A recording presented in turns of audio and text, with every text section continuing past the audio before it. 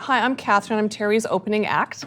Yeah. So I'm just going to put my glasses on like your grandmother and tell you a little bedtime story here. So I've been asked to talk a little bit about myself and my background, probably overshare a little bit, but I have to say, everybody, that I had such a great time listening to you today and getting to know you. And I want to really honor the vulnerability that everybody brought to the table today to discuss their business challenges. It's not easy to admit, especially to a group of your peers, that you're not, pretty and perfect and whole and have all the answers, as I will clearly demonstrate when I talk to you about how I've built my business to the place that it is today. So I don't know how you can get your artists on peaceful piano. That's Terry's job.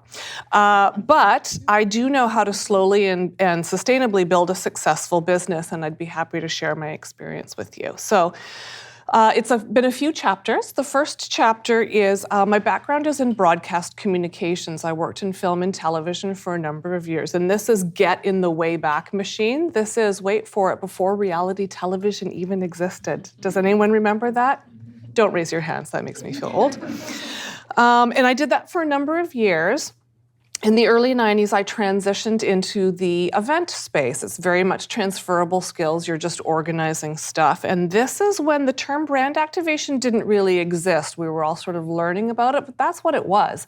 It was companies in the special event space like L'Oreal spending $1.6 million on a dinner in BC Place Stadium where we turned it into the Four Seasons, literally with a live ice rink and Liz Manley doing a little show. Like these were live experiences that built the brand of these companies that we were working for. I did that for a number of years until, as most stories turn, I met a boy. And he was a lighting guy touring on the road. And when I met Paul Runnals, my then boyfriend, who's now my husband, and my partner in the business, I have a family business, he swore to me that he was never going on the road again. That was a lie, 100%. And we got lucky in that Paul had the great good sense to get involved with Network Records. And when the original partners came up with the idea for Lilith Fair, we're still on the Wayback Machine. That's sort of where my life intersects with Terry. So Paul was coached and mentored by a bunch of wonderful people, Grant Mackery, Dan Fraser. And when the concept for Lilith Fair came together, Paul was the guy who actually helped put it together. We took that show on the road for several years. And to say, it was a real defining moment for me. I've never worked harder. We had 123 members of the touring party plus visiting artists. We would do some 3, at least, if not 4, absolutely punishing festival dates in a row. It was absolutely crazy, School of Hard Knocks. But I met some amazing, in particular, female artists. And I then went on to have my own career on the road. Again, like a lot of you, completely self-taught. I mean, I'd been to school, I could organize things, I had some experience, of course, but I started out as a production assistant. I did dressing room coordination. I was the assistant to the road manager. Then I was a junior road manager. Then eventually I was a road manager, and then all the way until I eventually became a tour manager. I got a chance to work with everyone from Nelly Furtado and Chrissy Hine to Sheryl Crow. We went out and supported Neil Young for a summer. I did a tour with the Tragically Hip when I was 6 months pregnant, which made that 2-night stand in Amsterdam a little tricky for me, just saying. And eventually worked my way all the way until I was a tour manager. And then in 2004, I had the great pleasure, thank you, Terry, of tour managing Dido's World Tour. And when I think about things in my career that really built grit and resilience, that tour was it. It was absolutely amazing, don't get me wrong. I got to walk the red carpet at Cannes and fly in private planes and do some of the biggest music festivals in the world. The job was hard, like imagining settling 2 sold-out nights in Paris. It was crazy, the volume of work. I didn't have a lot of coping strategies at the time, well, except for one coping strategy, which was drinking a bottle of red wine before bedtime and then getting into my bunk and crying. Seriously, like it was really hard, but it built character. And when I think back on that tour specifically, I feel proud that I managed to do it. And it really set me up for, I guess, that growth mindset and what I was able to do in my career later. So this is all a very long-winded way of giving you a bit of history about myself and telling you that now I'm on my third chapter, which is the business of brendlife. And I see a lot of small business owners here, like myself. I see a lot of people who are solopreneurs. You're either overwhelmed with where you are or you're overwhelmed with where you need to go. And believe me, I felt that way for many, many years. Building brendlife has been a journey. Lucky for me, I'm pretty good at learning from mistakes because I made a lot of them. So, coming off the road in 2004, bought a house, had a baby, started a new business all within 18 months because what else were you going to do from that high-achieving, being on the road model to now suddenly you're at home trying to build a business. And we took that rock and roll pedigree and married it into an event world. Anyone? I've heard a few people today talking about potentially working in events. Come talk to me because there's some money to be made in this and I have ideas for you. In 2006, it was literally Paul and myself working in our home. We had a couple contractors that were working with us and maybe $2 million a year in gross sales. So it was small, but still chugging along. We were doing a pretty good job of running a production company, but to be quite honest with you guys, I didn't have any idea how to run a business. And so we decided to get into business with a company called the T&M Group of companies. T&M stands for Treliving and Melville. You may recognize Treliving because he's Dragon's Den. His partner, George Melville, is actually an accountant, and he was the brains behind building Boston Pizza, Mr. Lube, a bunch of businesses. And we invited T&M to come and partner with us at brendlife because we rightly felt that we didn't have the business acumen and we needed some insights and we also needed financial stewardship. So we had this big company, they paid a tiny bit of money to buy in. And it was fucking awful. This great production company that we thought we had, that we were doing a good job at, and this big brand with all of the resources came in to try and tell me how to run my little company. And we wouldn't have brendlife today without it. All of the things that I didn't think I was good at, that I was challenged to do, and then the learning curve was huge, they came into the business and helped me understand little things that are super important, like cash flow management and projections and financial stewardship, and in some cases, even just how to make a sale. It still, all these years later, because this is well over 10 years ago, stands out in my mind as something that was so painful, like so hard, but it's the one sort of TSN turning point that really gave us capacity in our business to grow to the place that we are today. We were heading into the Olympics, which was, arguably the largest special event in the world, which is a very good opportunity for brendlife. We didn't have any Olympic experience. I randomly got an opportunity to be the executive producer of the Adidas Pavilion on the Olympic Green in Beijing. So I did what anyone would do in this situation. I packed up my baby and moved to China for 6 months. I had all my cute outfits on a little clipboard and I was ready to rock. It was going to be amazing. Got all the way to China to realize that it was actually a construction project. Literally, me and like on my hands and knees in the dirt, scribbling floor plans, trying to work with this non-English speaking crew to build an Olympic pavilion. Again, super painful, way outside of my comfort zone. A little bullshit and swagger managed to get the job done, but I learned a ton. And then we finally had some Olympic experience. Came back to Vancouver, having left Paul at home to work on our very busy festival season.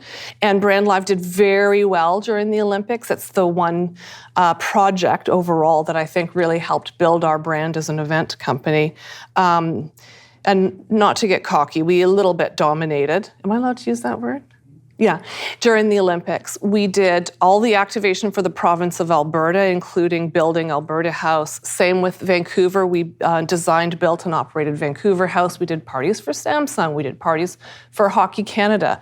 It was a very exciting, absolutely exhausting period of our career and our business. And coming out of the Olympics, we had a pile of cash under our desk, which is the first and still only time that that's ever actually happened. One of the key business mistakes that I made, and I see a bunch of you doing similar things, we'd spent so much time doing business for our clients and doing a great job for them that we weren't focused on building our business. And quite frankly, no one was minding the store. All the time that we were working that hard to be ballers doing all this Olympic business, coming out of the Olympics, we went 9 months without a new client. Huge business lesson there about what happens when you forget to focus on your own business needs. Anyway, so coming out of the Olympics, the cash is dwindling. We don't really know what we need to do. We decided to take a risk. I know, let's start a music festival, because how hard can it really be? The answer is hard. We had our asses handed to us the first few years. All the experience Paul and I had, even booking the artists wasn't that big a deal. Sound, lights, staging, we knew all of it. What we didn't know how to do was take the risk, and we certainly weren't marketers. We didn't have nearly enough skills to be starting something like Squamish Valley Music Festival. Where did playing it safe ever get me? I don't know, maybe that's a little bit TBD just yet. So, long story even longer, I'd like to tell you a little bit about where I am today with brendlife. It's been a journey to get here. I think I'm almost at a right-sized business, and I say almost right-sized for a few reasons. We did $18 million in gross sales this year with 22 full-time employees, and it was tough. It was a workout. And so now I know energetically what it takes in our company to handle that much in gross sales and projects with the core staff that I have. My business model is very simple. I like to have fun doing work I'm proud of that makes me money. And I use that very simple thing to make sure that I'm framing all of my business decisions. Will I be proud of it? Will I enjoy doing it, at least the best that I can? And will it be profitable? Those are really important questions to ask yourself, especially if you work in a fee-for-services or project-based business. So, a little bit about brendlife. We have two divisions, I perceive anyway. One is the convention side, and that drives regular revenue for us. And then the other is in the large public gatherings. And for those of you who might not know our business, we do things like the Honda Celebration of Light, which is the largest offshore fireworks competition in the world. We have 400,000 people come to that a night. It has a pop-up music festival that's attached to it. But that gig is mostly about execution. It's fun. It's a piece of entertainment product. But logistically, what it takes for us to do that project is pretty intense. Everything from raising all the capital so the event can happen, working on partnerships, street closures, police, fire, ambulance. Like it's quite a gig for our little family business to do. We do Canada Day at Canada Place. We don't do Squamish anymore, which is great because I never, ever want to be in the overnight accommodation business again. Who's got a camping festival? You do. Yours isn't camping, right? No camping. No camping. Yeah, that's a really good idea. Yeah. Yeah, because again, like Squamish was... The music festival part was easy. What that actually was creating a temporary village and keeping them alive for 40,000 people. And we learned not the super hard way. We got a little bit lucky. I was joking with someone at dinner tonight, and it's no joke, that it's 16-year-old girls who are gluten-free and only eat organic food, but they'll buy drugs off a stranger in a campground. It's awful. It's truly awful. We were lucky we never lost anyone in all of our Squamish days, but a lot of other festivals across Canada and specifically across the world have. So whatever you do, don't get into camping. I miss the old days of being a tour manager. I guess in hindsight, it seems simpler to running my own business, only having to take care of an artist's needs. Not true, I know, because a bunch of you do it all day. Now, what I really am is a marketer, quite frankly. To sell my company every day, I sell my event properties. We just started a new music festival. Presumably, we've gotten rid of all of those barriers to entry, like it's not in Squamish, it's in the middle of the city, there's no camping, it's easy to get to. We did a killer job of it this year. That's a pun, because we had the Killers and Florence and the Machine headline it. We still lost a ton of dough. We do sponsorship on all of our events. Like, nothing happens in business until a sale is made. And I'm bringing this up because I don't want you guys to get so distracted working for your artists that you forget to be strategic and find time to plan your business, your growth, which is, I hope, why you're all here, because it's quite an exciting opportunity. How have we adapted to the digital world we live in? Ooh, God. Sometimes I feel like I'm just hanging on for dear life. Of course, this isn't new to any of you here in this room. You have to be fluid and evolve with the changing trends. We have lots of in-house capabilities at brendlife, but I'll tell you two things that I think I'm personally pretty good at. Asking for help, which is the same thing as outsourcing. So we have several external partnerships. We align ourselves with partners who are experts in their field. Geo-based advertising is something that we've really invested in these last 2 years. There's a scrappy little Canadian company called Carto Media. I don't know if anyone's heard of them, but it allows us to serve unique storytelling campaigns to a very targeted group of customers. And it's so creepy, but you serve them up an ad for, let's say, a long table dinner at Skookum, and they don't buy that. Well, you serve them up an ad for picnic baskets. You have to be willing to try everything, including, some new realms. Ad buys with Spotify. We did ad buys with Tinder, just checking it out. It doesn't convert hugely. I'll let you know that right now. It's more, it's not like in the hundreds of conversions, but never mind, you got to try all these things. Terry will back me up on this. The most important thing is you have to collect the data. And we were talking about this at dinner tonight. I know some of you have so much data, you don't know what to do with it, and that's fair enough. Find a partner who can help you interpret it, because it's absolute gold for you and your company. We're always focusing on our online assets and constantly evolving. I talked a little bit earlier about the Honda Celebration of Light. That's been running for 28 years.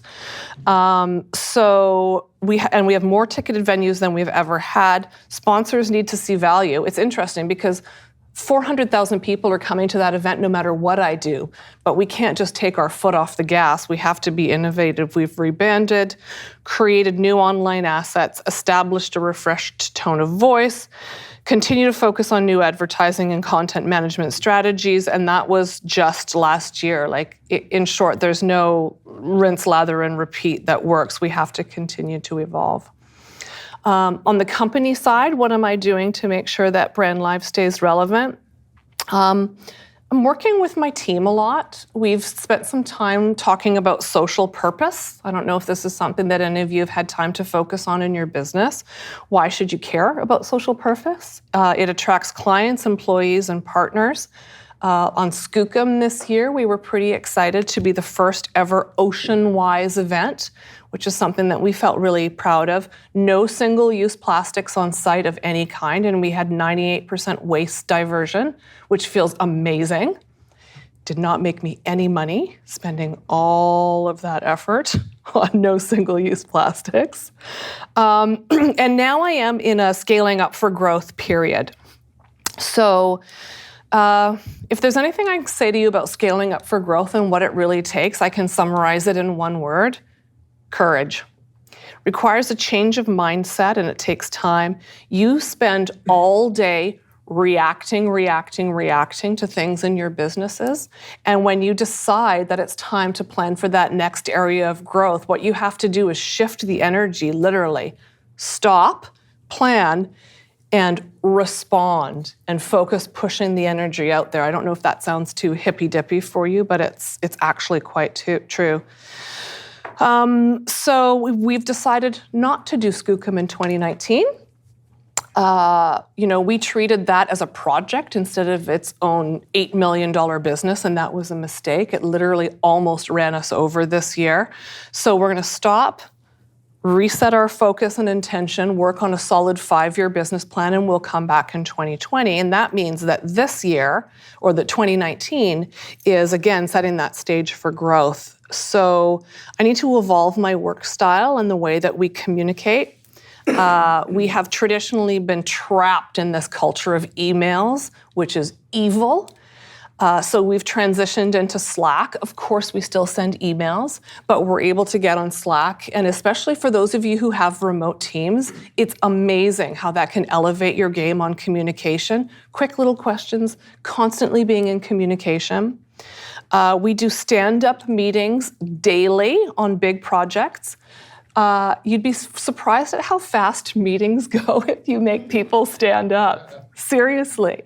And so if we have really big projects, everybody stands up around the kitchen, like I have a stand-up workstation in the office. Everybody stands up, everyone reports on the good, the bad, and the ugly, and then we move on to the next person. And it just keeps us connected and helps us spot challenges that we have for our business or specifically for our projects before they run us over. We were talking about this earlier today, Terry and I. You have to be religious about your meeting schedules. It's really easy to say, oh, but I'm traveling. Oh, but Bob's not available. You have to be rigorous in keeping those team meetings so that you can maintain focus and action items in a timely manner. I'm doing a few other things. These are again, this is just shared experience. I'm eliminating yearly reviews. I think a year is way too long to wait to actually talk to your staff about what motivates them and where their challenges are. So we're doing it 4 times a year. It's just less formal, more regular feedback. The month of November at BrendLife, we're trialing a 4-day work week to see, and with 22 employees, that's actually a bit of a deal because you can't let your teammates down. You need to make sure that you're planning your week accordingly so that if Fridays people want to work from home, as long as everyone's getting their homework done, it can actually work. So I don't know if I have much more to say. Let me look at my notes here. Yeah, I'm actually looking forward to 2019 because I think it's going to be a bit boring and I can't wait to be bored and slow down a little bit. I know something else I wanted to talk about. I don't tell people I'm in the music business. I tell them I'm in the event business, and here's why. One of the things that we do really well at BrendLife is use clients' money to cash flow our business. So when you are working for an event property or on a project, we get 90% of of their money up front. Because if it's your event that you hire me to run, I'm not going to cash flow your business. Why should I? So we get 90% of that cash up front, which means I can use that to help fuel the growth of my business. And then we get that last 10% on reconciliation. That's just a top tip from Cath. We're working on people resourcing. Again, for me right now in 2019, it's all about creating architecture so that the company can thrive. Really boring things like policy and procedure. Do I have the right seats at the company? Do I have the right people in the seats? But if I do a good job in 2019 of doing all of that, then Skookum will come back in 2020. Hopefully that will push us over the $20 million mark because we've been stuck at this 16 to 18 for the last couple of years, and I'm getting a little bit bored. I guess in closing, I've a little bit stopped working on life-work balance.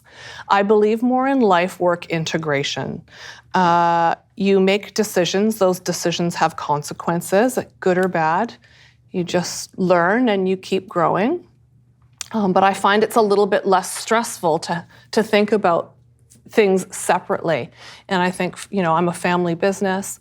There's a lot of you who have very deep and relevant connections with the artists that you manage. And it can start getting a little stressful thinking about having to separate this. Well, we love what we do for a living. We've decided to be in a business where our social circle is often quite intertwined with our business life. And so again, that's just some shared experience from me that it feels simpler to just integrate everything. Not that I'm suggesting you work all the hours. I know most of you do already. I think what I'm saying is maybe just be a little bit easier on yourself. Don't be afraid to ask for help. Get sleep, work out, eat healthy. The end. That's all I have. That's all I've got.